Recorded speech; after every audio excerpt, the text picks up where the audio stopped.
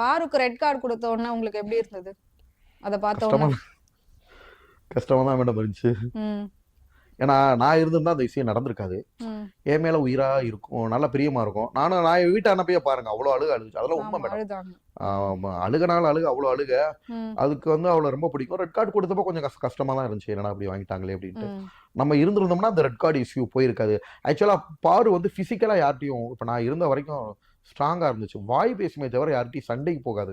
ம். கடைசி நேரத்துல எப்படி என்ன ஸ்லிப் ஆச்சு என்னன்றது எனக்கு புரியல.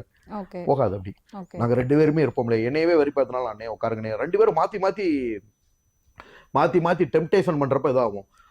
ஒரு இந்த டாஸ்க் ஹோட்டல் டாஸ்க்லாம் நடந்தப்போ என்னை வேணும்னே ஸ்டிமுலேட் பண்ணாங்க. நீ ஆம்பளையா இருந்தா வெளியில வந்து சண்டை போட்டு பாரலாம் கூப்பிட்டாங்க. ம். எனக்கு அப்படியே கொதிச்சு நான் எழுந்திரிச்சிட்டேன். டக்கு நானே இழுக்கிறாங்க. கொஞ்சம் அமைதியா இரு. அப்படியே வேற மாதிரி மாறிடும். ம். இதை நீ கொஞ்சம் கண்ட்ரோல் பண்ணுங்க அப்படின்ற மாதிரி சொல்லும். அதே மாதிரி அதை தூண்டுறப்ப நான் போவோம். ஸோ ஒரு ஆளுக்கு ஒரு ஆள் வந்து கரெக்டா ஒரு கோஆர்டினேட்